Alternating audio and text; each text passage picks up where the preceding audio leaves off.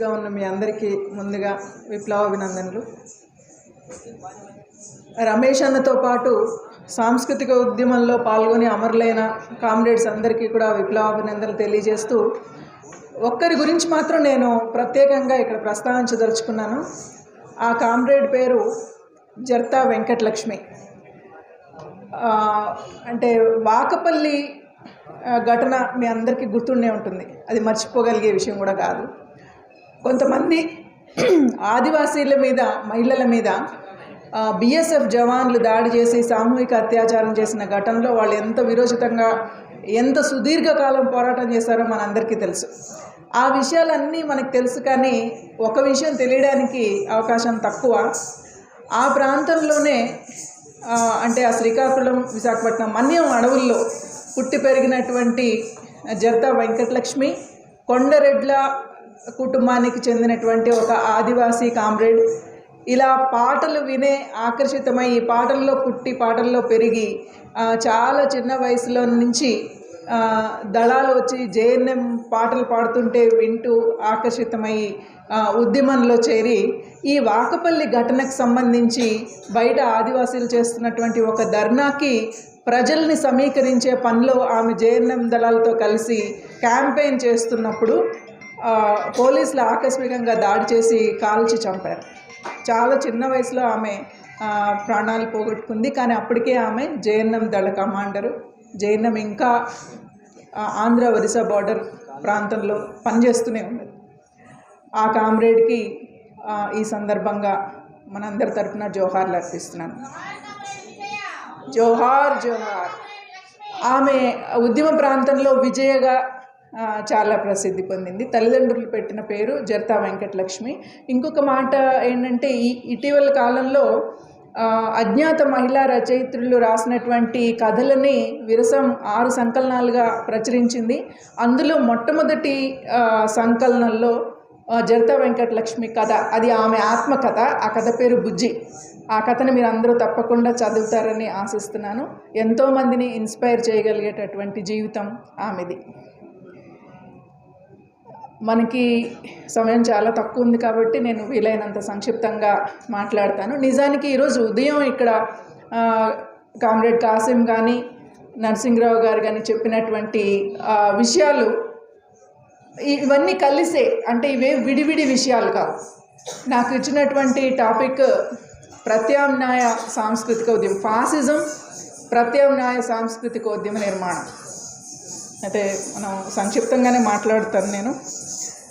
అంటే ప్రత్యామ్నాయం అని అంటున్నాం అంటేనే దేనికి ప్రత్యామ్నాయం అనే ప్రశ్న వేసుకుంటే, ఇప్పుడు ఉన్నటువంటి అంటే తయారవుతున్నటువంటి ఒక ఫాసిస్ట్ సంస్కృతి, దాని గురించి కాసిం చాలా వివరంగానే చెప్పాడు కాబట్టి నేను ఎక్కువ వివరాల్లోకి వెళ్లకుండా సూటిగానే కొన్ని విషయాలు చెప్తాను. అంటే నిజానికి ఇంకెవరో కూడా మాట్లాడుతూ అన్నారు ఈ మాట. అంటే ఈ పనులు కేవలం బీజేపీ చేస్తుందా, కాంగ్రెస్ కూడా చేస్తుంది, బహుశా భూపాల్ అన్న మాట్లాడుతూ అన్నారు. అయితే తేడా ఎక్కడుంది అనేది కూడా మాట్లాడుకోవడం అవసరం. ఎక్కడ అంటే, ఒక సైద్ధాంతిక పునాదిని ఏర్పాటు చేసుకొని దాని ప్రకారం ప్రణాళికాబద్ధంగా వెళ్తున్నటువంటి భావజాలం. ఈ సైద్ధాంతిక పునాది ఎప్పుడు ఏర్పడిందంటే 100 ఏళ్ల క్రితమే ఏర్పడింది. అంటే సావర్కర్ హిందుత్వ అనేటువంటి ఒక పుస్తకం రాసి వాళ్ళు అసలు దేని కోసం పనిచేస్తున్నారు, ఎలా పనిచేయదలుచుకున్నారు, ఏంటి వాళ్ళ లక్ష్యాలు అనేది చాలా స్పష్టంగానే రాసుకున్నారు. ఆ విషయాలు కూడా కొన్ని ఇంతకుముందు ఉపన్యాసాల్లో వచ్చాయి. అది ఏంటిది అంటే, ఈ దేశం అంటే దీన్ని హిందూ రాష్ట్ర అనేది హిందీ పదం. రాష్ట్రం అంటే అక్కడ దేశం అనే అర్థం, ఒక రాష్ట్రం అని కాదు. అంటే ఒక హిందూ దేశాన్ని ఏర్పాటు చేసుకోవడం, హిందూ జాతిని, అంటే వాళ్ళు డిఫైన్ చేస్తున్నారు ప్రతిదాన్ని. హిందూ రాష్ట్రం అంటే ఏంటి, హిందూ జాతి అంటే ఏంటి అని. అంటే హిందుత్వాన్ని అంగీకరించే వాళ్ళే హిందువులు. ఇది వాళ్ళు ఇచ్చినటువంటి డెఫినేషన్. అంటే దీన్ని అంటే ఆ తర్వాత వాళ్ళు దీన్ని భారతదేశం అనే పేరు కాకుండా దీన్ని హిందూ దేశం అనే పేరుతోటే నడిపించబోతున్నారు బహుశా. ఆ లక్ష్యాన్ని చేరుకోవడానికి సైద్ధాంతిక పునాది కాకుండా, అంటే కొన్ని మనం ఒక్కొక్క మాటలో చెప్పుకోవచ్చు. అంటే ఏంటి, ఆ లక్ష్యాన్ని ఎలా చేరుకోదలుచుకున్నారు అంటే, ఒకటి ఏకత. ఈ ఏకత్వం, ఏకత, ఈ పదాలు మనం చాలాసార్లు వింటూ ఉంటాం. అంటే ఏంటంటే అంతా ఒకటే లాంటి సంస్కృతి, ఒకటే లాంటి జీవితం, ఒకటే మతం, ఒకటే న్యాయం, ఇంకా ఒకటే భాష, ఒకటే చదువు, ఇలాంటివన్నీ తీసుకురావాలని. అయితే ఇక్కడ మనం గుర్తించవలసిన ఇంకొక విషయం కూడా ఏంటంటే, ఇక్కడ మనం ఫాసిజం అని మాట్లాడుకుంటున్నాము అంటే అది బ్రాహ్మణీయ హిందుత్వ ఫాసిజం అనే మనం అర్థం చేసుకుందాం. నేను అంత వెనక్కి వెళ్ళి అసలు సంస్కృతి కానీ లేకపోతే అది ఎంత పరిణామం చెందితే ఎలా వచ్చింది అనే విషయాల్లోకి వెళ్ళడం లేదు. ఎందుకంటే ఇంకా ఈ టైం తక్కువ ఉన్నప్పుడు అంత పేషెన్స్ని పరీక్షించడం మంచిది కాదు కాబట్టి సూటిగా విషయాలు మాత్రం మాట్లాడతాను. కాబట్టి వాళ్ళు ఏంటంటే ఈ ఏదైతే బ్రాహ్మణీయ హిందుత్వ ఫాసిజం అని చెప్పి మనం ఎందుకని అంటున్నామంటే, ఫాసిజం అని అన్నప్పుడు దాని వెనకాల ఒక ఆర్థికమైనటువంటి విషయం కూడా ఉంటుంది. అంటే పెట్టుబడిదారీ సమాజంలో వచ్చే సంక్షోభాలు, అంటే అవి ఎంత అరాచకంగా ఉత్పత్తి చేస్తాయంటే తప్పకుండా సంక్షోభాలు వస్తాయి. అవి పీరియాడికల్గా కూడా వస్తాయని చెప్పి మనం ఆర్థిక శాస్త్రాల్లో చాలాసార్లు చదువుకొని ఉంటాం, లేకపోతే ఉపన్యాసాల్లో విని ఉంటాం. అయితే ఈ సంక్షోభాలని నుంచి బయటపడడానికి అనేక రకాలైనటువంటి ఎత్తులు వేస్తూ ఉంటుంది సామ్రాజ్యవాదం.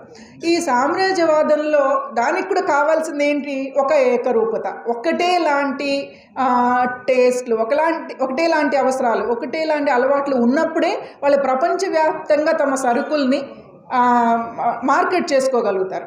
కాబట్టి ఒకటే లాంటి మానసికత ఉండడం అనేది అవసరం, సామ్రాజ్యవాద అవసరం.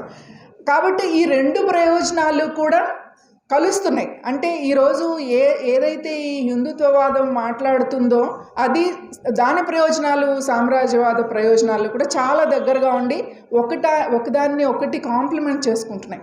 అంటే ఒకదానికి ఒకటి సహాయకరంగా, పూరకంగా పనిచేస్తున్నాయి. ఇప్పుడు ఈ ఏకరూపత అనే దగ్గర అంటే మనము మొత్తం పరిణామం కాకుండా ఒక సూటిగా మాట్లాడుకోవాలంటే, ఇప్పుడు వాళ్ళు ఏమన్నారు, మొత్తం దేశమంతా కూడా ఒకటే జాతి ఉండాలి అని చెప్పని అంటున్నారు. ఆ ఒకటే జాతి హిందూ జాతి. కాబట్టి దాని ఆచరణలు ఎట్లా తీసుకొచ్చారు ఈ 100 ఏళ్లలో? అంటే 100 ఏళ్ళు అవుతుంది. ఆయన 1925లో, అంటే ఇంకా ముందే రాశాడు. నిజానికి అండమాన్ జైల్లో ఉన్నప్పుడు సావర్కర్ ఆ పుస్తకం రాశాడు. ఆయన విడుదలైన తర్వాత 23లోనో 25లోనో అది పబ్లిష్ అయింది. అప్పటి నుంచి అదే వాళ్ళ అంటే మెయిన్ సిద్ధాంత పుస్తకంగా పనిచేస్తుంది.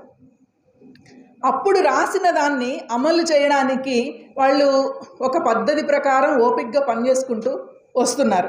ఇప్పుడు మనకు వచ్చిన సిఏఏ ఏంటి? Citizenship amendment act. అంటే దాంట్లో ఇక్కడ అంటే వేరే దేశాలలో ఉన్నటువంటి హిందువులు కూడా ఇక్కడికి వచ్చి ఉండదలుచుకుంటే వాళ్ళు ఇక్కడ పౌరసత్వం తీసుకోవచ్చు, వాళ్ళకి ఇస్తుంది. అంటే ఒక రకంగా చెప్పదలుచుకున్నది ఏంటంటే, హిందూయేతరులు ఇక్కడ ఉండకూడదు. మళ్ళీ అంటూ ఉంటారు కదా, మనం నాస్తికులమో లేకపోతే మనం హేతువాదంతో మాట్లాడినా లేకపోతే పరమత సహనం చూపించినా కూడా మనం పరాయి వాళ్ళం, అదర్స్. ఏమన్నా అంటే ఏమంటారు? పాకిస్తాన్కి వెళ్ళిపోండి మీరు అంటుంటారు. అంటే వాళ్ళ ఐడియా కూడా అదే.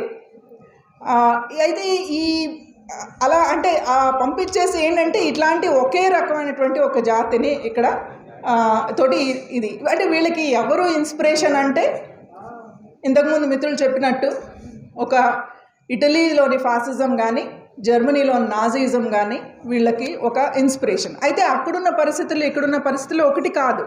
అంటే అక్కడ ఒకే జాతి అనడానికి చాలా తేలికగా వాళ్ళు అనగలిగారు. కానీ భారతదేశం చాలా భిన్న జాతులు నిలయం. మనకు తెలుసు. అంటే నిజానికి జాతీయోద్యమ కాలం వచ్చే వరకు కూడా భారతదేశం ఒక ఉపఖండం, భారతదేశం అనేది ఒకటి లేదు. అది అనేక చిన్న చిన్న రాజ్యాలు, చిన్న చిన్న జాతులు, అనేక రకాలైనటువంటి జాతులు, అది కూడా భిన్న సంస్కృతులు, భిన్న భాషలు, భిన్న చరిత్రలు కలిగినటువంటి సమూహాలు మాత్రమే. అది ఎప్పుడు 200 ఏళ్ళ వలస పాలన తర్వాత బ్రిటిష్ వాళ్ళకి వ్యతిరేకంగా ఒక ఐక్య పోరాటం చేయడానికి ఒక జాతీయ భావం అనేది అవసరమైంది. అంటే అందరినీ కలపడానికి ఒక జాతీయ భావన కావాలి. అదే జాతీయోద్యమ కాలం.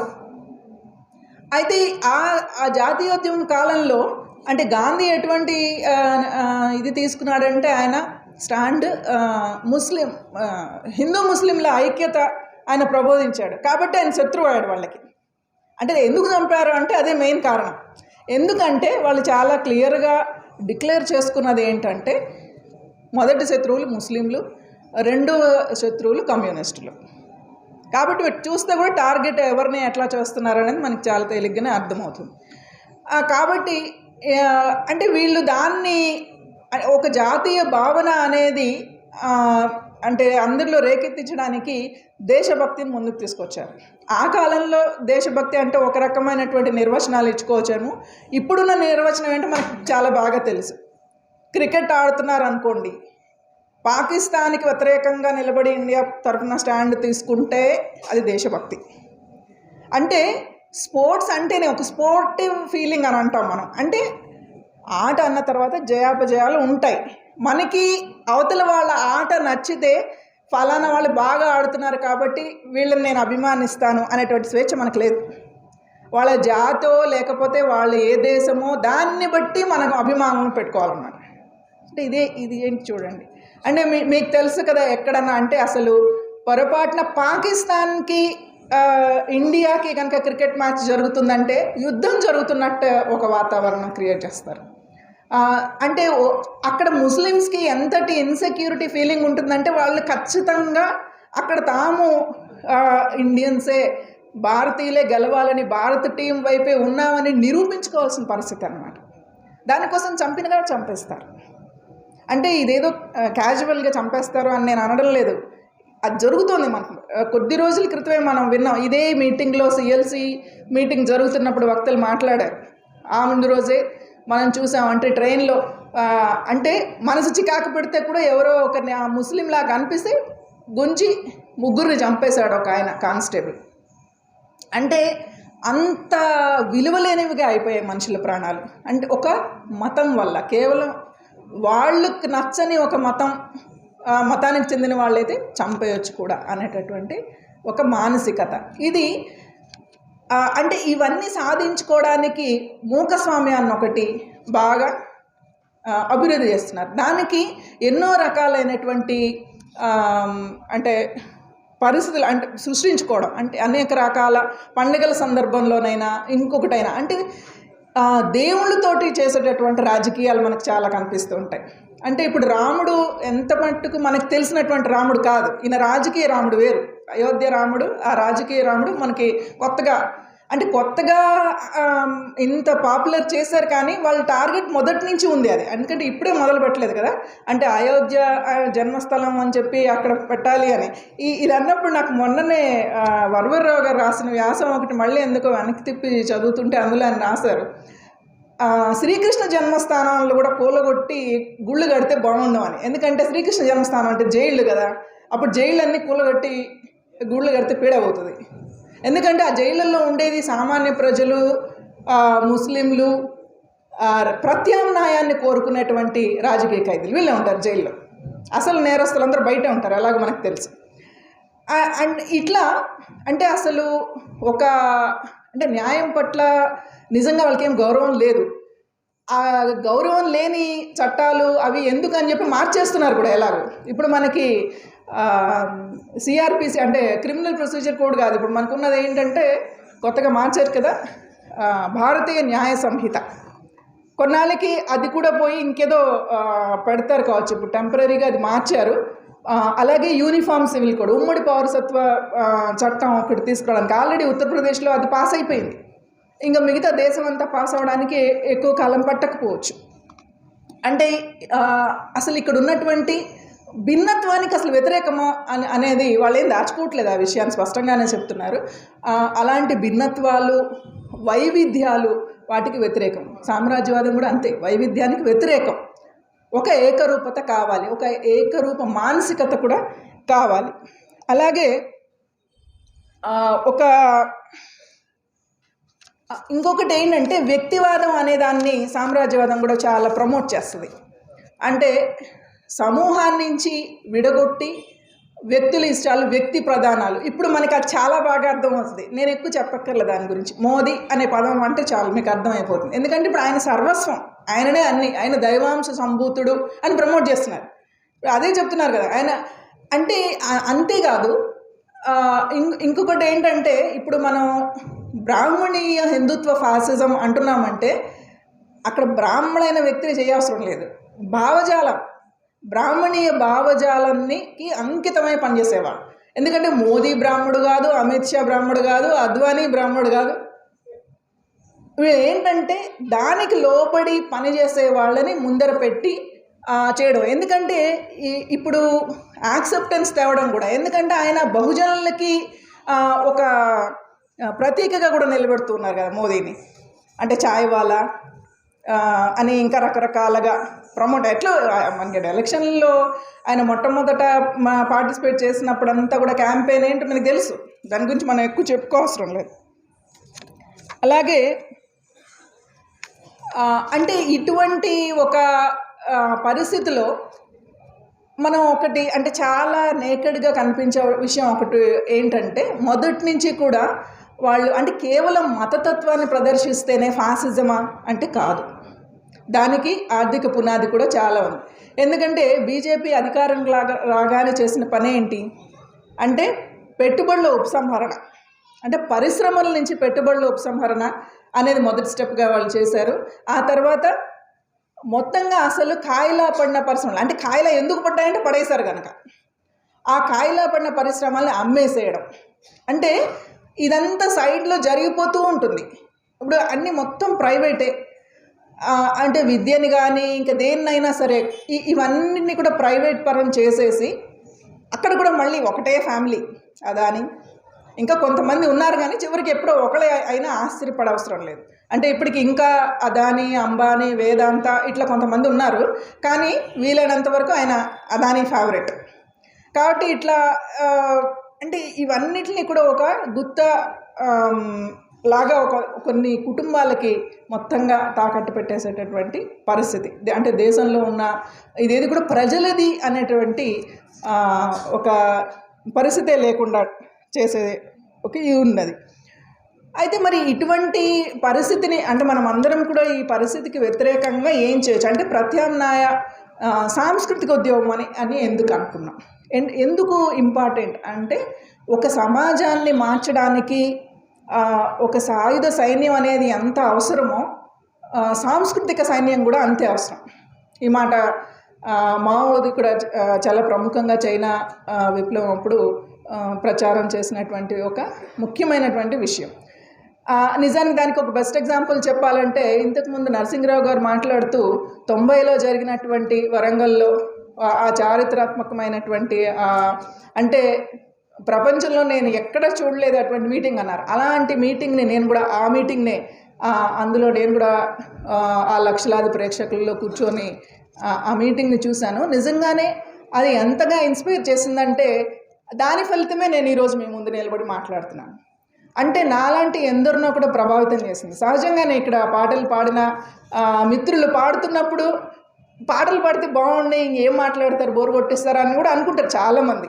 అంటే పాటలు నచ్చినంతగా మనకి మాటలు నచ్చవు, కానీ రెండు తప్పనిసరిగా కలిసి సాగాల్సిందే. చాలాసార్లు కళాకారులు చెప్తూ ఉంటారు, దయచేసి వాళ్ళు మాట్లాడతారు వినండి, అవి కూడా విన్నాకనే పాడతామని కూడా చెప్తుండేవాళ్ళు మధ్య మధ్యలో.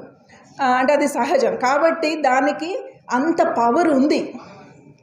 ఆ పవర్ని ఉపయోగించుకునే సాంస్కృతిక ఉద్యమంలో ఈ కళలు అనేటివి చాలా ముఖ్యమైనటువంటి పార్ట్.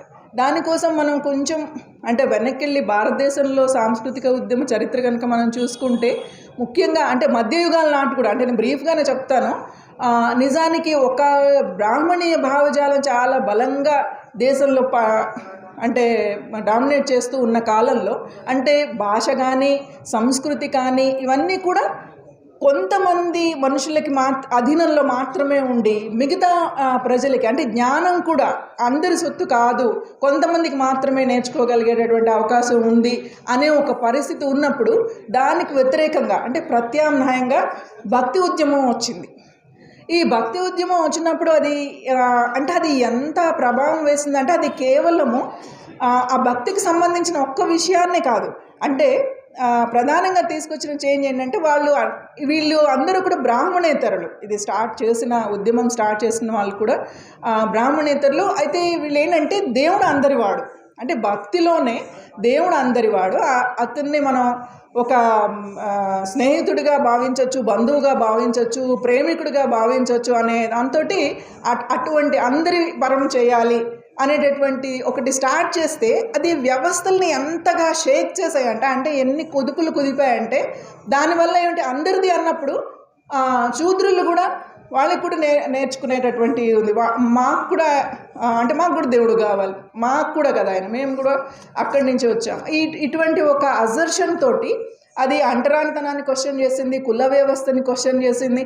అంటే ఇది మొత్తంగా అసలు దేవుడు వద్దనేది కాదు, కానీ దాంట్లోనే ఒక సంస్కరణని అది తీసుకొని వచ్చింది. కాబట్టి ఇదేంటంటే దీని ప్రభావం చాలా బాగా సమాజం మీద ఉంది.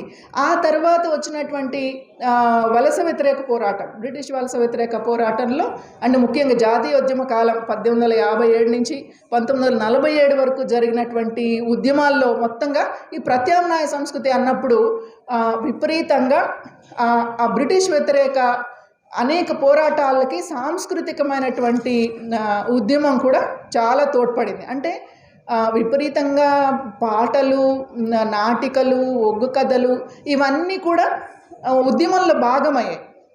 వీధి నాటికలు వీటితోటి అంటే ఎన్నో రకాలైనటువంటి పాటలు వచ్చాయి. ఈ నాటకాలు ఇవన్నీ కూడా వచ్చాయి.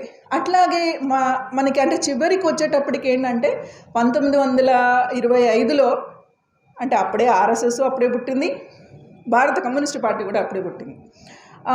అంటే సమాజంలో కొన్ని అంటే ప్రపంచంలో ఇతర చోట్ల జరుగుతున్నటువంటి కొన్ని ప్రభావాలు కూడా భారతదేశాన్ని ఇన్స్పైర్ చేశాయి. అంటే ఒకటి రష్యన్ విప్లవం విజయవంతం కావడం, అలాగే 1936లో ముఖ్యంగా అది ఒక సెన్సేషనల్ ఇయర్ లాగా అనిపిస్తుంది అనమాట. అంటే ఒక పక్కన స్పానిష్ అంతర్యుద్ధం జరగడం వల్ల అక్కడ వచ్చినటువంటి విపరీతమైనటువంటి అద్భుతమైనటువంటి సాహిత్యము అదంతా కూడా ఇక్కడ కూడా ప్రభావం చూపించింది. అంటే నిజానికి రచయితలు, కళాకారులు కూడా అందులో పాల్గొని అమరులయ్యారు. అంటే క్రిస్టోఫర్ కార్డ్వెల్, రాల్ఫ్ వాక్స్ ఇట్లా వీళ్ళందరూ కూడా అనమాట. చాలా ఇన్స్పైర్ చేసింది. అట్లాగే ఇంకొకటి ఏమైంది, మన దేశం నుంచి చాలామంది విద్యార్థులు, ప్రవాస భారతీయులు ముఖ్యంగా లండన్లో చదువుకొని అక్కడ మార్క్సిస్ట్ భావాలతోటి చాలా ఉత్తేజం పొంది వాళ్ళు అక్కడ మార్క్సిస్టులు, ప్రముఖులైనటువంటి మార్క్సిస్టులతోటి చర్చలు, సంభాషణలు ఇవన్నీ జరపడం వల్ల వాళ్ళు కూడా చాలా ఇన్స్పైర్ అయ్యి ప్రగతిశీలమైనటువంటి రచనలు చేయడం మొదలుపెట్టారు. లైక్ ముల్క్ రాజ్ ఆనంద్, ఈ పేర్లైతే మనకు విన్నవి, ఎన్నో రచనలు చేశారు. అదే ఈ అన్నిటి ఇన్స్పిరేషన్ తోటి భారతదేశంలో కూడా ప్రగతిశీల రచయితల సంఘం మొట్టమొదట ఏర్పడింది. అదే కాలం 1936లో అఖిల భారత ప్రగతిశీల రచయితల సంఘం అని చెప్పి, all India progressive writers association. అది ఏర్పడగానే ఫస్ట్ క్యాచ్ చేసింది ఎవరంటే మన బెంగాల్ మిత్రులు. వాళ్ళు బెంగాల్ ప్రోగ్రెసివ్ రైటర్స్ అసోసియేషన్ అని చెప్పి పెట్టుకుంటే అంటే అసలు వాళ్ళ మీద కూడా ఎంత తీవ్రంగా నిర్బంధం ఉండిందంటే 43 వచ్చేటప్పటికి ఒక సౌమేన్ చందా అని చెప్పేసి ఒక రచయితని చాలా దారుణంగా చంపేశారు.